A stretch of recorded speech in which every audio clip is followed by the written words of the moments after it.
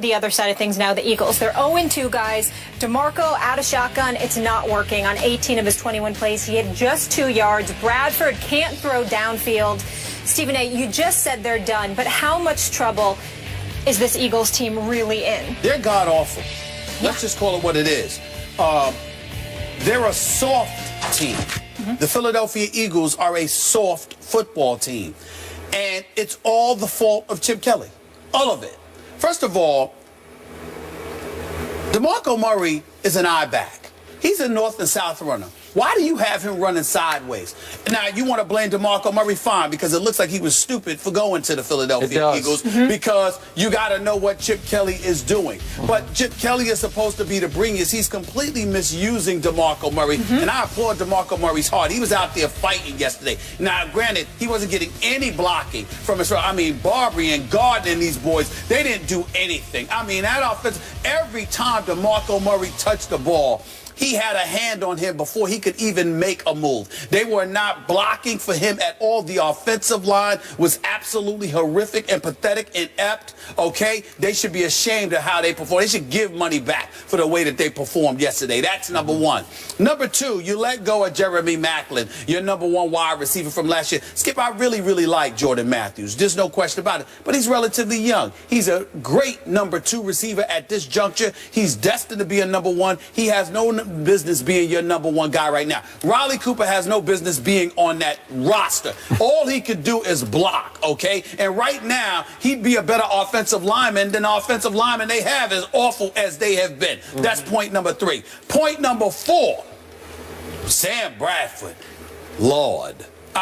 He's got a worse passer rating than Nick Foles. He's got a worse passing rating than Johnny Manziel, even though Johnny Manziel's passer rating is better than a lot of quarterbacks in the NFL over the first 2 weeks of this season.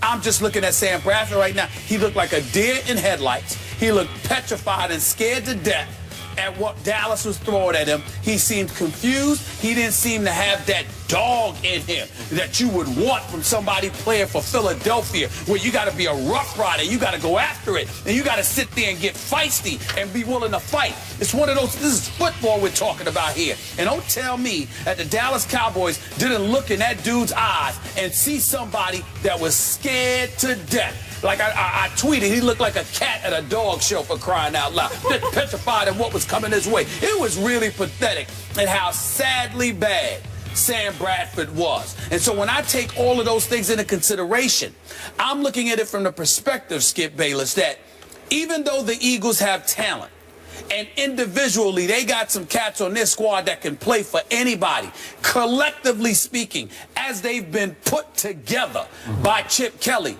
they seem relatively inept. 5 of these 8 of the first 8 quarters of this NFL season, they have not scored a point. Not a single point in 5 of the 8 quarters. Don't give me the touchdown they scored last night. That was straight garbage. That was garbage time. Nobody's paying attention to that.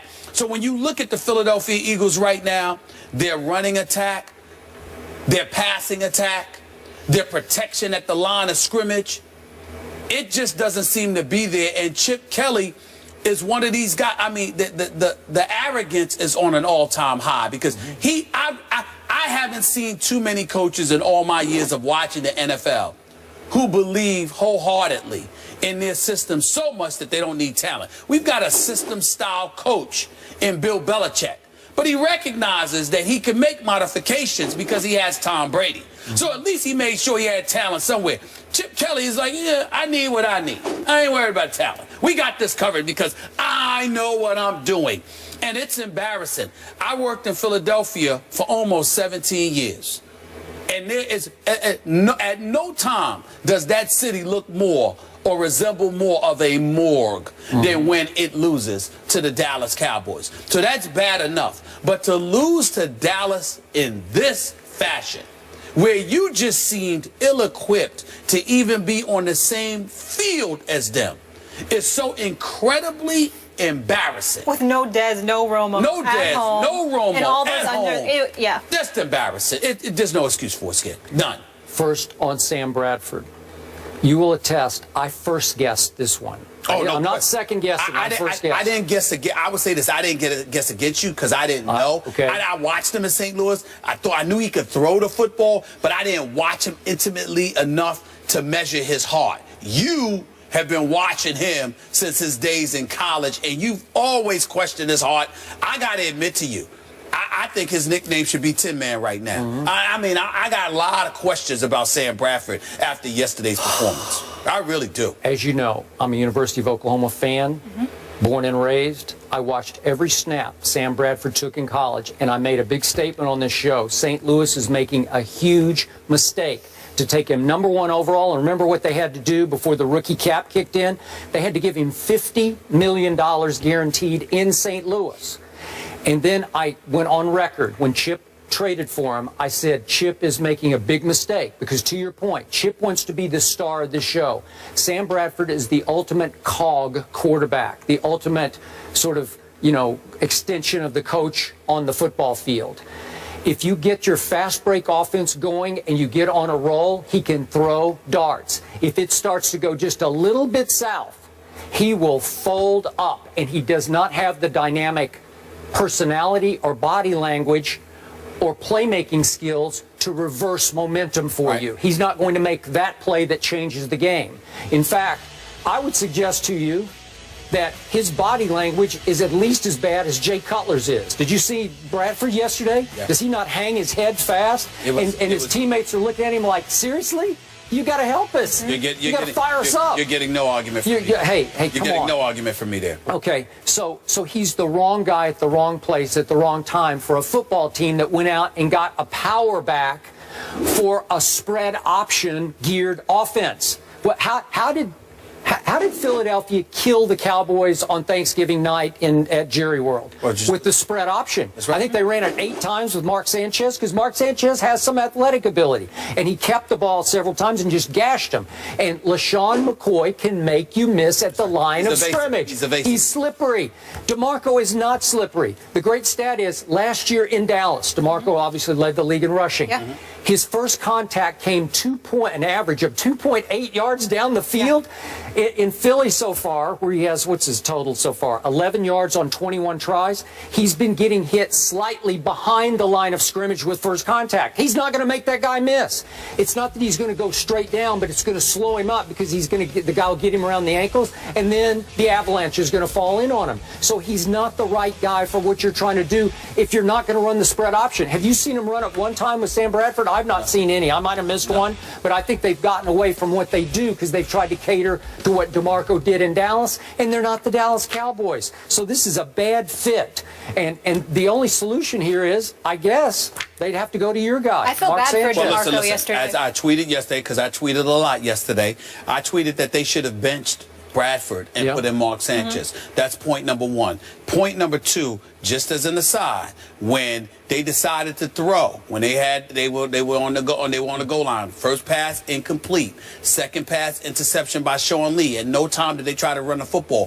DeMarco Murray, very moderate, not demonstrative or bombastic in any way, is screaming at the sidelines, why? And going off. Had that been LaShawn McCoy or Deshaun Jackson or somebody, we would have heard a whole bunch of stuff about it. So maybe it's not about DeMarco Murray. Maybe it wasn't about those dudes. Maybe it's about some of the decisions that Chip Kelly is making. That's point number 2. Point number 3, Byron Maxwell might be able to play. He was a member of the Legion of Boom. Yeah. He is no #1 cover corner. Can we at least concede that? He had a long day yesterday. He had a long day yesterday, and there was no Des Bryant on the field, and he had a long day. That 42-yard touchdown from Whedon, not Romo, Whedon to Terrence Williams. Whedon? Stay on the Whedon. You got to stay on the Whedon right now. But the point that I'm trying to make to you is this. That pass, did you see the effort? Slant pattern, Terrence Williams, and Byron Maxwell was like, you got me. And I'm just sitting there like this. This brother just got $60 million now, and I'm looking at it from the perspective of number 1 game of the season, meaning week 1. The Atlanta Falcons are playing the Philadelphia Eagles. Who's the head coach of the Atlanta Falcons? That's Mr. Dan Quinn. Who's the former defensive coordinator last year from Seattle? Dan Quinn.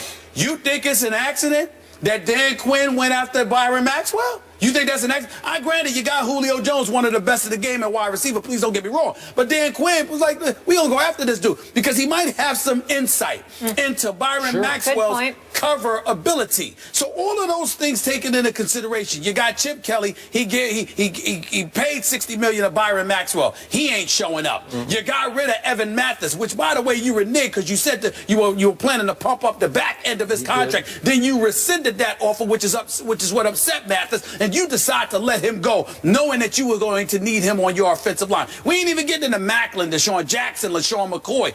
Just the moves that you've made. This team, as far as I'm concerned, does not look like a team.